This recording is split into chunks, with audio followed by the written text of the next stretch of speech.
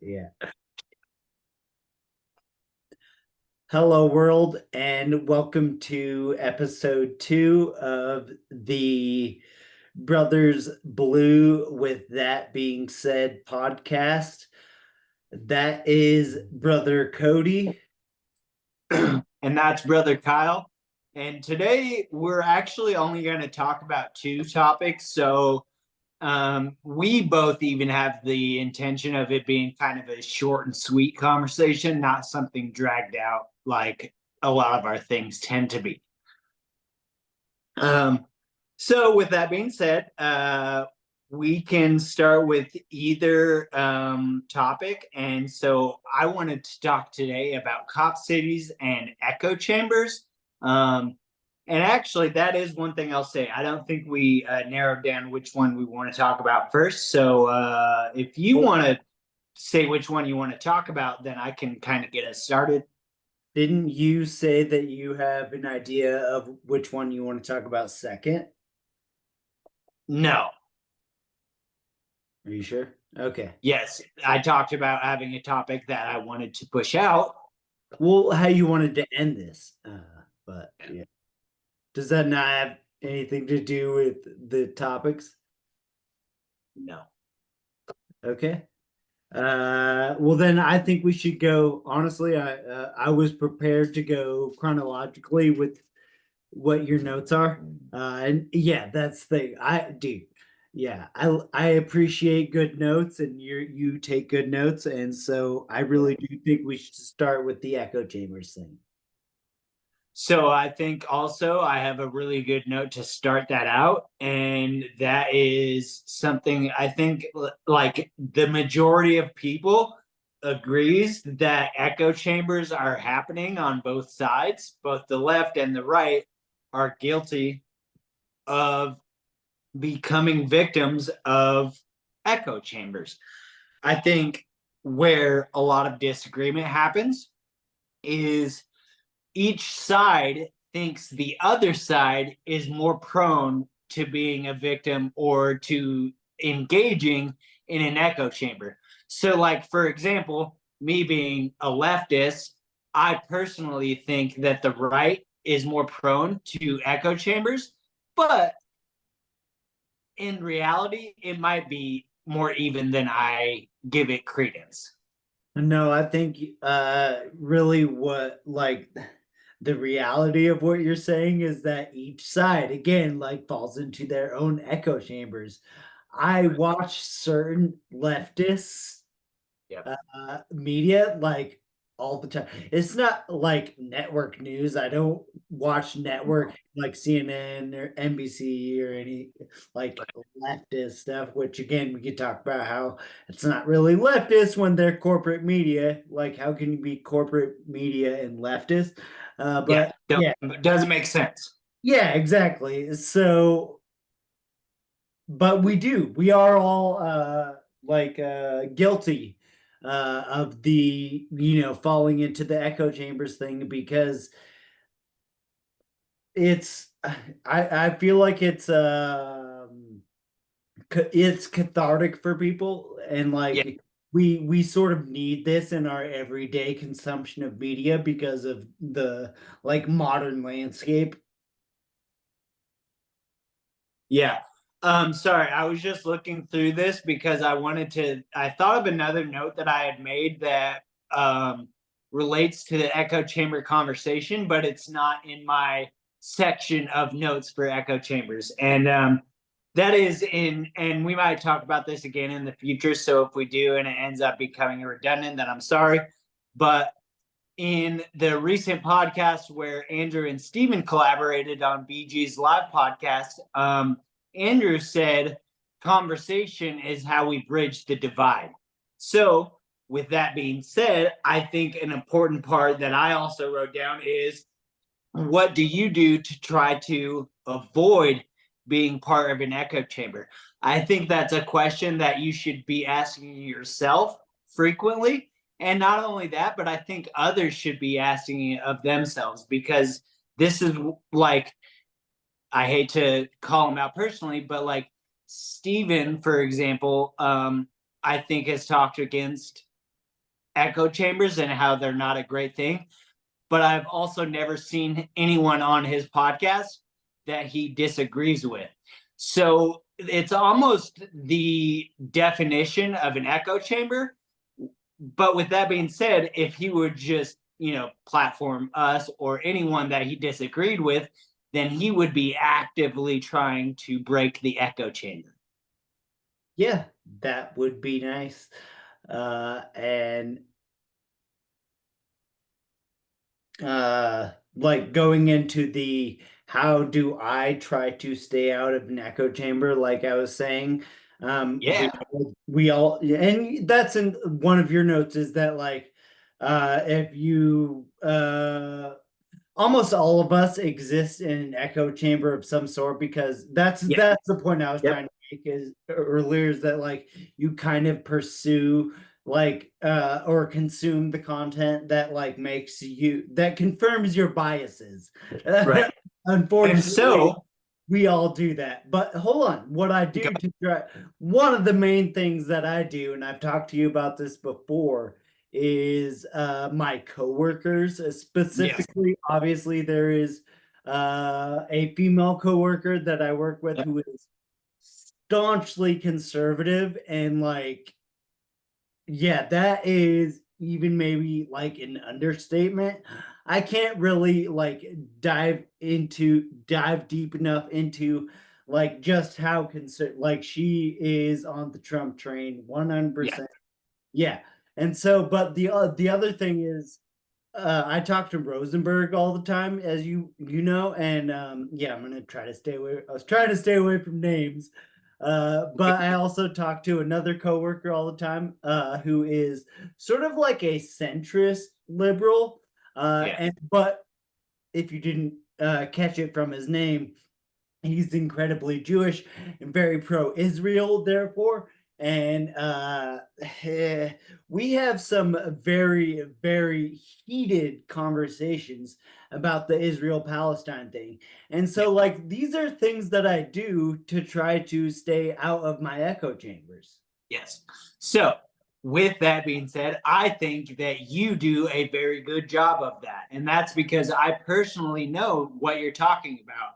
I know the relationships that you have at work that defy you being engaging in an echo chamber.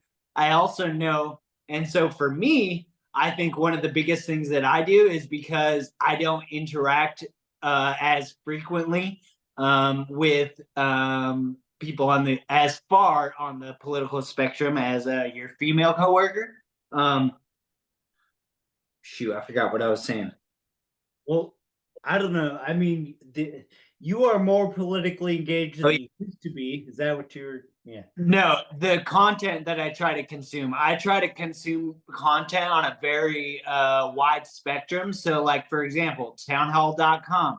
A lot of people don't know what that is, but townhall.com has writers like Kurt Schlichter. They frequently will have Ben Shapiro on there. They even have Dennis Prager articles. And so, like, they're extremely right leaning. And I go to that website nearly on a daily basis. It's one of the main sources that I use. It's definitely not mainstream media for the right or for the left. And that, I think, is again where you and I try to it's not even about breaking out of the echo chamber. It's about getting your information from the right sources, because like you said, I don't want corporate news from CNN, because you might as well just get corporate news from Fox or MSNBC or whoever it is that you decide to listen to. I find it kind of boring too, networking, because like, dude, and I hate to sit here and platform them, but like, it's really funny because like, and you brought him up and I didn't want to, but like in his most recent content, Andrew was talking a lot about Destiny.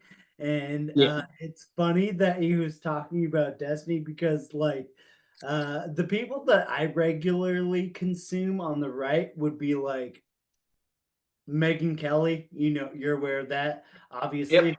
I watch she is probably like the person whose content I consume the most on the right, and like I agree with almost nothing she says.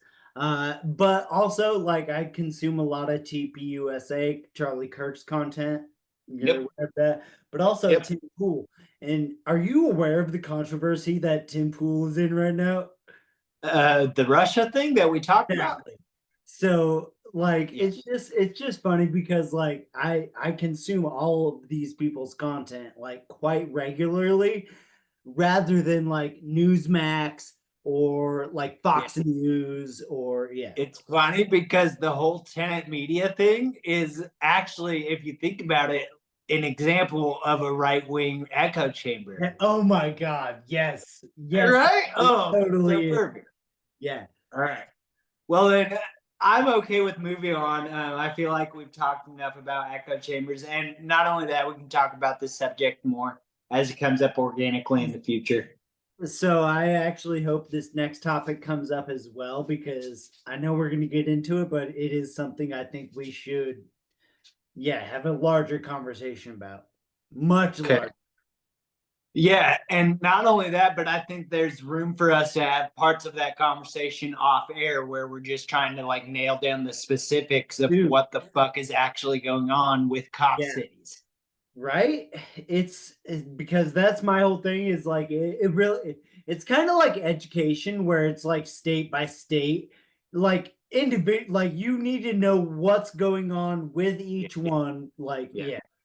Okay. So So I have a couple of numbers, and I know that like, are you okay with me sharing numbers?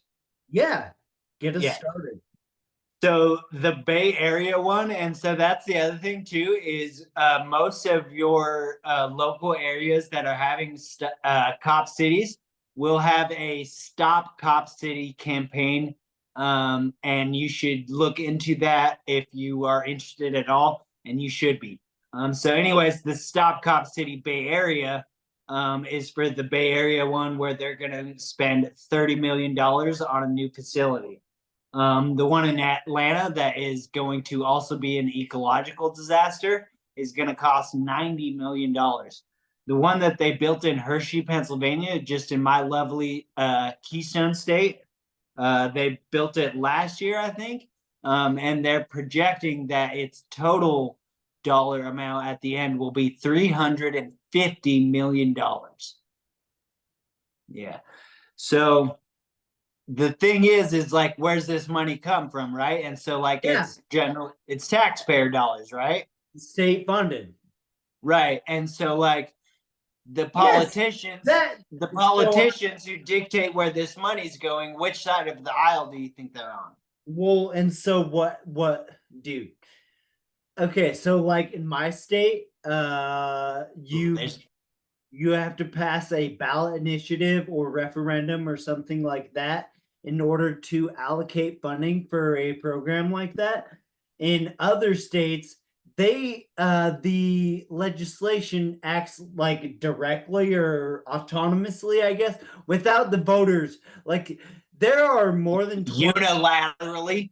Yes, there are 20 states that do not operate with the initiative, the ballot initiative, referendum. Those are the two things that are on your ballot, the initiatives and the referendums. Sometimes there's recalls, but those are pretty rare. So initiatives and referendums are only in like 25 states. So the states where that is not the case, the legislature again acts like autonomously or unilaterally. And so that's unfortunately what is going to happen in a lot of these states where cop cities are like proposed. I am lucky enough to live in Arizona where like just You voted on medical marijuana and yeah, well, things no, like that. despite the extreme militarization of the police here, I've looked into it. Cop City is probably not going to happen here. There's one in Vegas, and Vegas is not far from here. Like it is not far. You know that. Like Vegas is less than 3 hours away. Yeah. or 5. Yeah. So Anyways, Vegas is close, and like no, so the thing is, it is about the states, and I did read the articles you sent me, and the cop cities in California, which is literally our neighbor state, is that is really like the like kind of scary stuff. I'm pretty sure that there are several in California, so there's that. Yeah, And so this is the main thing that I wanted to say is like you spent all this long time explaining like ballot initiatives and that being the way states spend their funds or it being done in a different way. And it's something we've talked about and something I completely understand. So for anyone out there or for the 4 people watching who don't know how how that works, now you do because Kyle explained it. Yeah, I'm sorry. The allocation of state funds, you just spent like 2 minutes explaining it, and like that's not the topic. So, anyways, but you are right. So the one in Arizona, I think got voted down because of probably a ballot initiative or something like that. no, there There's was a a big protest. one in Las There was a, Vegas. You're right. There is a big one in Vegas. there was a protest, and it didn't even make it to the ballot. This is what you were talking about. Cool. Stop Cop City is a Yeah, really popular thing, and that's awesome. they held a protest in Scottsdale to stop the Cop City that was supposed to go on the ballot this fall. Wasn't that It in the was article stopped that we by- both read? Sorry. Yes, exactly. Yeah, right. So yeah, I know what you're talking about. Yeah. Yeah. So in that article, one of the things that I wrote down that I thought was and this is like so again, I wanted to have this conversation with Andrew as well because I think the Cop Actually, City, but I think that topic ties into a an idea that he has floated out there frequently, which is the idea of freedom zones and smart cities. So that's what he calls them. Is he calls them smart cities and freedom zones, and the balkanization of the United States, which I think would be an awesome conversation for you, me, and him to have. yeah. And but this is my thing: is the end of this quote is what really drives it home for me. So within the last 5 years, there has been a quiet rollout of over 80 multi-million-dollar cop city-like facilities across the country. This is not something hypothetical. This is real. So, yeah. That being said, So the only other thing is on the administrative side, we are going to try to figure out how to do a live stream, but we're trying to figure that out. so with that being said, Knowledge is power.